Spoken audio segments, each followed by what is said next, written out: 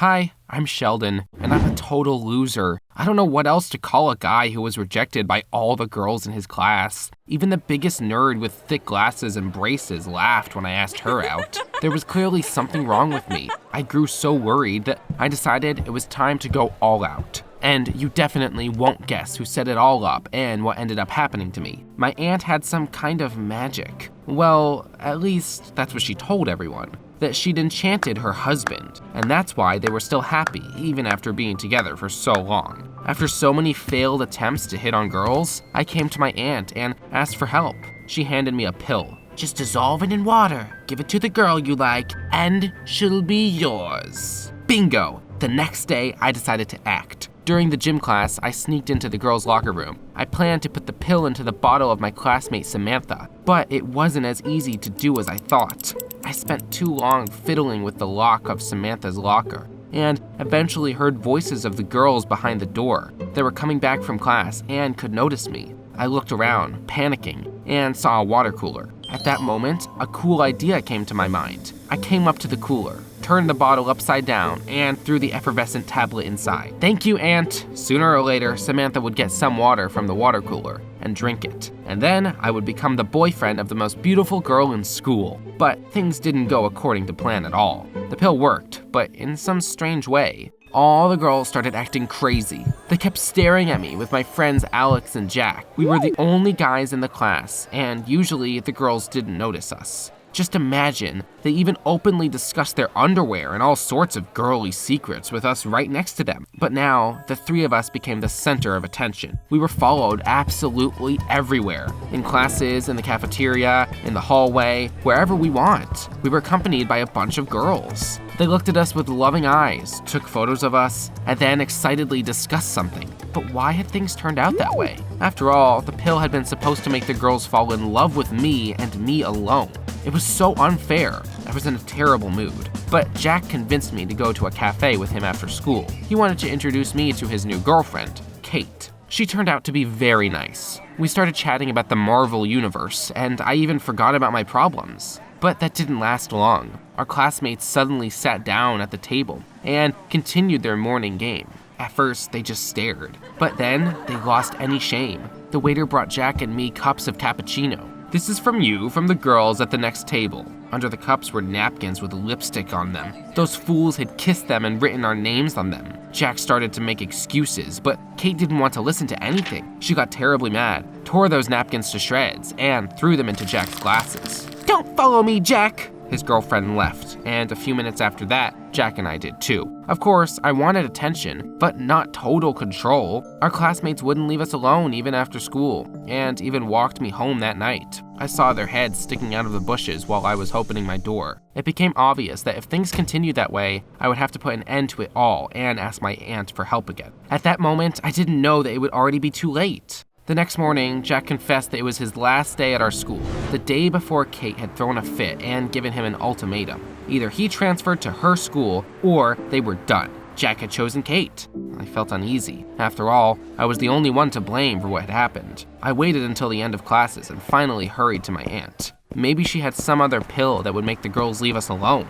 I rang the doorbell and even knocked on the windows, but my aunt hardly ever went anywhere and was supposed to be home. However, soon a neighbor came out and said menacingly, "Quit it with the noise! Mrs. Thompson has left her country house and will be back in a few days. Wait until then." That meant only one thing. Until my aunt came back, Alex and I would have to put up with our classmates who had gone crazy. On the other hand, not everything was that bad. What if that was my chance to finally date Samantha? The next day at school, I plucked up the courage and tried to talk to her. But she didn't listen to me at all and stared at Alex accordingly. He did not waste any time and invited Samantha to the trampoline park after school. I clenched my fists, feeling angry. How was that fair? I had found the pill, and my best friend was getting all the benefits. I decided to follow them. When they came to the trampoline park, I hid around the corner and watched. They were having a lot of fun. Alex taught Samantha to do a trampoline flip.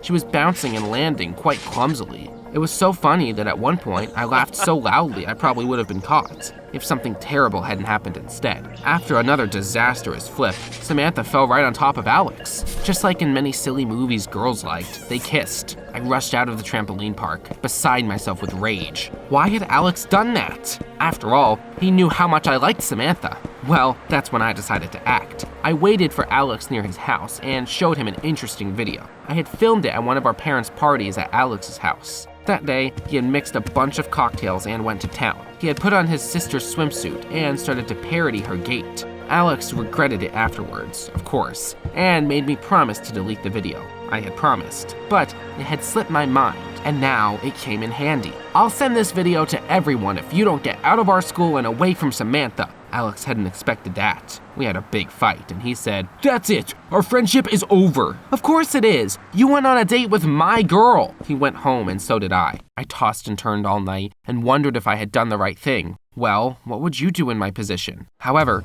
the next morning, I realized that I had made the right decision. My threats had affected Alex, and he did not come to school. Samantha looked for him everywhere, confused. That was my chance. I came up to her and offered to teach her how to do flips, but she said she already had a good teacher. I still meant nothing, Samantha, but the other girls were crazy about me. Now that I was the only guy in the class, all their attention was focused on me. At first, it was awesome. I got notes with confessions during classes, and the other boys looked at me with envy while I was going home surrounded by girls. But it quickly got boring and started to annoy me. They started following me everywhere. One day, they even walked into the men's bathroom. That was the last straw for me. I jumped out into the hallway and shouted, "What's the matter with you? Leave me alone already!" But the girls smiled dumbly and batted their eyes. One of them even told my friends, "He's so cute when he's angry." Ah, that was it. I had got too deep and had to stop the madness before I went crazy myself. Hoping that my aunt had already returned, I went to her house. My aunt hated phones, so I couldn't even get in touch with her any other way. Luckily, she had recently come back and was unpacking. I told her what unexpected effect her crazy pill had and asked for an antidote, but she suddenly laughed.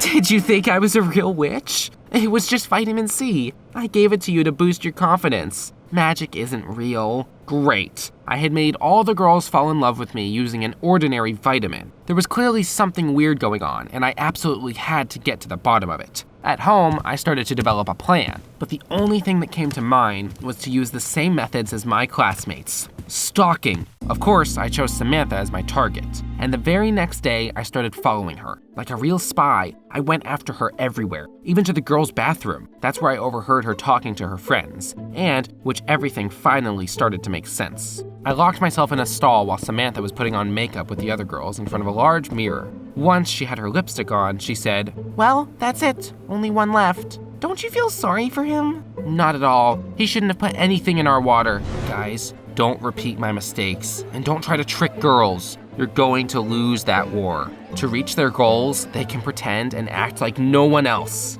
I had been tricked like a little kid, and I had to get even with them. That same day, I called my friends to a soccer field, told them everything, and suggested we team up to punish the girls. But Jack and Alex refused to participate. They said that they liked their new schools and weren't coming back. I was in shock. The girls had destroyed my friendship with Alex and made Jack and his girlfriend Kate break up.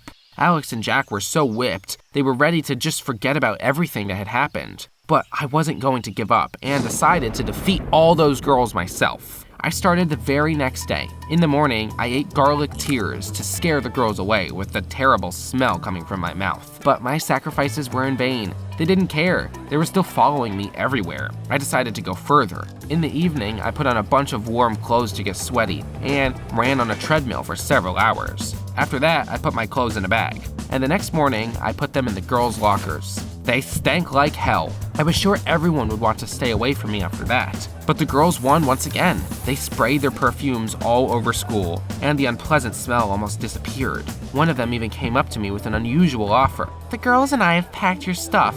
Your washing machine at home broke, right? Let me take your clothes. I'll wash them and give them back." I was losing the war on all fronts. I was terribly tired of such endless games and decided to relax a little, go to the cinema, and watch some cool comedy. I bought a huge bucket of popcorn and Coke and went to look for my auditorium. Kate, Jack's girlfriend was standing by the entrance of one of them. I decided to say hi, but some guy beat me to it. He kissed Kate on the cheek and hugged her. That cheater! I went up to Kate and told her everything I thought of her, but she put her hand over my mouth. Shut up! Let's talk! I'll explain everything. Kate took me aside and told me that Jack wasn't really her boyfriend. He was just her neighbor who asked her to pretend to be his girlfriend in exchange for a couple of free movie tickets. Jack hadn't transferred to her school at all. He had simply been skipping class. Kate had no reason to lie to me, but I simply couldn't take her word for it. I didn't want to believe that my best friends could have conspired behind my back. I decided to talk to Jack in person, not over the phone, so I came to his house. His parents opened the door and said that Jack wasn't home. They suggested I wait for him in his room. I agreed. That was my chance to find out the truth. Let alone, I opened Jack's laptop. We had been friends since childhood and had no secrets from each other. That's why I knew his password. At least, that's what I thought. How I was wrong. It turned out I was the only one that didn't have any secrets. Jack was in a group called No Sheldon. Alex was in it too, as were all our classmates. They sent memes about me to each other and discussed how infuriating and annoying I was. I closed the laptop and, without even saying goodbye to Jack's parents, ran out into the streets. My best friends hated me, and I didn't even understand why. I decided to talk to Alex. Maybe he would explain what was going on. However, when I got to Alex's house, I saw a strange group of people in his backyard. He was sitting on the swings with Samantha in his arms, and Jack was eating ice cream from a table opposite them. The three of them were chatting about something. I hid behind a fence and heard a lot about myself. Just a bit more, and Sheldon will leave school. He's already at his limit. Well, hurry up. My parents will notice that I'm skipping classes soon. Same, we need to come up with something bigger to get rid of him faster. I couldn't take it any longer. I jumped out of my hiding place and pounced on my former friends. The whole thing was really crazy. Jack and Alex had always been stronger than me, so they easily knocked me to the ground. I looked at them as viciously as I could. Samantha leaned over me and hissed, "What did you expect? All the girls in class were sick of you. So we asked the guys for help." I pushed her away and dusted myself off. I only wanted to do one thing, leave and forget my humiliation as soon as possible. But the betrayal of my friends could not go unpunished. So it was time for desperate measures.